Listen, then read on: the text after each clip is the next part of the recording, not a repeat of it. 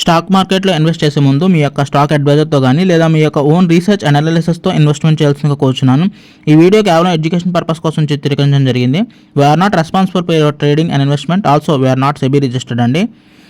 So అందరికీ hi అండి. So first of all మీరు చూసుకున్నట్లయితే ఈరోజు కూడా నేను మొత్తం మూడు ట్రేడ్లు అయితే చేశానండి. సో ఫస్ట్ వచ్చేటప్పటికి నేను చెప్పేది ఎన్టీపీసీ అనమాట. అసలు ఎన్టీపీసీ మీద ట్రేడ్ ఎందుకు చేసుకున్నాను? ఫస్ట్ ట్రేడ్ అది ఏంటంటే ఎన్టీపీసీ మీకు 4 లక్షలు న్యూక్లియర్ పవర్ ప్రాజెక్ట్ మీద అయితే ఇన్వెస్ట్మెంట్ అయితే చేసిందనమాట. సో ఇన్వెస్ట్మెంట్ అనేది ఎప్పుడూ కూడా ప్రాఫిట్ కాదండి. సో ఇన్వెస్ట్మెంట్ అనేది అది ఒక డెబిట్ అనమాట. ఇప్పుడు కంపెనీ 4,000 ఇన్వెస్ట్మెంట్ చేసిందంటే ప్రజెంట్ తన మనీలోంచి 4,000 మైనస్ అయ్యింది, ఓకేనా. సో అది మళ్ళీ ఆ 4,000 ఇన్వెస్ట్మెంట్ ప్రాఫిట్స్ తీసుకొచ్చేటప్పటి నుంచి అది ప్రాఫిట్ అనమాట. సో అంటే ప్రజెంట్ షేర్ వాల్యూ డౌన్ అవుతుంది అని చెప్పేసి నాకు అర్థమైంది అనమాట. సో అందుకని ఈరోజు మైనస్కి వెళ్తుందని పెట్టాను. మహా అయితే ఒక 5,000 తోటి ఇన్వెస్ట్మెంట్ చేశాను అనమాట. సో నాకు ఎన్టీపీసీ ఎంత వచ్చింది? 175 రూపీస్ వచ్చింది. చాలా సరిపోతుంది. ఫస్ట్ ట్రేడ్ అయితే ప్రాఫిట్స్లో అయితే స్టార్ట్ చేశాను అనమాట. అండ్ సెకండ్ వచ్చేటప్పటికి నేను నిఫ్టీ మీద చేశాను అనమాట. రెండో ట్రేడ్ వచ్చి నిఫ్టీ అనమాట. అయితే చిన్న ఓన్లీ 9 రూపీస్ ప్రాఫిట్స్ తోటే నేను ఎగ్జిట్ అనమాట. అంటే నాకు నిఫ్టీ కాల్ వచ్చేటప్పటికి నాకు ఆల్మోస్ట్ 202 రూపీస్ ప్రాఫిట్ అయితే వచ్చిందనమాట నిఫ్టీ కాల్. సో ఆ విధంగా అయితే ఎగ్జిట్ అయ్యాను అనమాట. బట్ కరెంట్ చూస్తుంటే నిఫ్టీ పడిపోయిందండి ఇప్పుడు ఈ టైంలో. బట్ ఎనీహౌ అదంతా పక్కన పెడదాం. ఫస్ట్ ఆఫ్ ఆల్ దాని విషయం సపరేట్గా మాట్లాడతాను. సో అక్కడికైతే నాకు ప్రాఫిట్స్ 2 ట్రేడ్స్ అయిపోయింది అనమాట. ఇంకా స్ట్రీమ్ క్లోజ్ చేసి ఇంకా last trade day after trade ఇంకొకటి ఉంది. అది ఏంటంటే బ్యాంక్ ఆఫ్ బరోడా అనమాట. సో బ్యాంక్ ఆఫ్ బరోడా మీద కూడా ఎందుకు నేను ట్రేడ్ చేశాను అనే విషయం కూడా చెప్తానండి. So bank of Baroda especially ఏంటది 3,500 కోట్లు త్రూ బాండ్ వచ్చిందనమాట. సో అంటే ఏదైనా మనకు వచ్చింది, కంపెనీకి మనీ వచ్చింది అంటే, అది రాబడి వచ్చిందంటే అది ప్రాఫిట్స్, ఓకే. సో అంటే బ్యాంక్ ఆఫ్ బరోడా ప్రాఫిట్స్లోకి వస్తుంది అని చెప్పేసి నేను ప్రాఫిట్స్ వస్తుంది అని చెప్పేసి నేను ప్రిడిక్ట్ చేసి అది బై వాల్యూ అంటే బై కొట్టాను అనమాట. బై కొట్టి నేను 100 రూపీస్ ప్రాఫిట్ రాగానే ఎగ్జిట్ అయిపోయానండి. సో బ్యాంక్ ఆఫ్ బరోడా నుంచి కూడా ప్రాఫిట్స్ ఈ విధంగా అయితే వచ్చిందనమాట. సో టోటల్ ఈరోజు డే క్లోజింగ్ వచ్చేటప్పటికి 475 రూపాయల 50 పైసాస్తో ఈరోజు డే క్లోజ్ చేశాను అనమాట ట్రేడింగ్.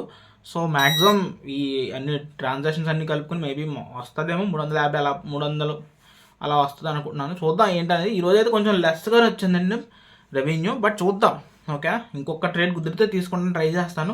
బట్ మ్యాక్సిమం అయితే కుదరదని అనుకుంటున్నాను. 3 ట్రేడ్ల కంటే ఎక్కువ చేయనండి. 2 లేదా 3 అంతే, అంతకంటే ఎక్కువ ట్రేడ్ చేయను. బట్ ఈరోజు తక్కువ వచ్చిందని ఆలోచిస్తాను అంతే, ఓకే. సో చాలామంది కొత్తగా వచ్చారు, సబ్స్క్రైబ్ చేసుకున్నారు. సో వాళ్ళందరికీ నేను ఒకటే చెప్పేదండి, ఛానల్ సబ్స్క్రైబ్ చేసుకోండి, ఓకేనా. ఇప్పటికీ నేను ఆల్మోస్ట్ చాలా ట్రేడింగ్ డేస్ నుంచి ప్రాఫిట్స్లోనే ఉంటున్నాను. కానీ కొత్తగా వచ్చిన వాళ్ళు ఏంటంటే ట్రేడింగ్ గురించి మెల్లమెల్లగా తెలుసుకోండి. కింద ఉన్న contact number WhatsApp through contact అవ్వండి, ఓకేనా. ఒకవేళ కొత్తగా వస్తే అసలు ఏం చేయాలి, ఎలా చేయాలని కూడా నేను టైం తీసుకుని ఫ్రీగానే చెప్తాను. నేనేం డబ్బులు తీసుకోనండి, ఓకేనా. అసలు ఎందుకంటే నాకు ఆల్రెడీ ఒక రెస్టారెంట్ ఉంది, ఓకేనా. మీరు ఎప్పుడైనా తణుకు వస్తే, ఓకేనా, నాకు ఓన్ రెస్టారెంట్ ఉంది. తణుకు ఎప్పుడైనా వస్తే తణుకులో ఉంటానండి నేను. తణుకబ్బాయి హోమ్ ఫుడ్స్ అని క్లౌడ్ కిచెన్ ఉందన్నమాట. జొమాటోలో నెంబర్ 1 పొజిషన్లో ఉంటుంది. ఇద్దరం కలిసి కూర్చొని తిందాం, ఓకేనా. సో భలే ఉంటుంది మజా. సో తణుకబ్బాయి హోమ్ ఫుడ్స్ అని నాకు ఛానల్ కూడా ఉందండి. తణుకబ్బాయి అని ఛానల్ ఒకటి ఉంది. 4.47K అంటే 5K సబ్స్క్రైబర్ దగ్గరగా ఉంది. 97K అంట. ఇంకొక 30 సబ్స్క్రైబర్స్ వస్తే అది కూడా 5K అయిపోతుంది. సో ఆ ఛానల్ కూడా సబ్స్క్రైబ్ చేసుకోండి. ఇన్స్టాగ్రామ్ ఉంది తణుకు_అబ్బాయి అని చెప్పేసి, దాని నుంచి కూడా కాంటాక్ట్ అవ్వండి. కింద వాట్సాప్ నెంబర్ కాంటాక్ట్ చేయండి. అండ్ అంతేకాదండి, మీకు ఏమైనా నాలెడ్జ్ తెలిస్తే, ఓకేనా, స్టాక్ మార్కెట్ గురించి మీరు కూడా నాకు షేర్ చేయండి గైస్, ఓకే. నేను కూడా నేర్చుకుంటాను. నేను ఎప్పటికీ కూడా ఒక నిరంతర విద్యార్థినే, ఓకేనా. ఒక ట్రేడింగ్ విషయంలో కూడా ఒక్కటే ఉండాలి మైండ్ సెట్ అండి. ట్రేడింగ్ నాకు వచ్చు అని చెప్పేసి మేసం చెప్పొద్దు. ఎప్పుడు కూడా మనం ట్రేడింగ్లో ఎప్పుడు ఒక నిరంతర విద్యార్థిలాగా చదివి తెలుసుకునే విషయాలు మనం ట్రేడ్ చేస్తేనే మనకి లాభాలు వస్తాయి తప్ప వితౌట్ నీ ప్రిపరేషన్ మీరు ట్రేడింగ్లోకి దిగితే, so it's may chances to lose the money, okay. మనం మనీ సంపాదించడానికి వచ్చాము, మనీ వదులుకోవడానికి మాత్రం ఎప్పుడు రాకూడదండి ట్రేడింగ్లో. సో ఆ విషయం మీరు గుర్తుపెట్టుకోండి. అండ్ మరి నెక్స్ట్ వీడియోలో కలుద్దాం. Until then just please take care all of you. Bye.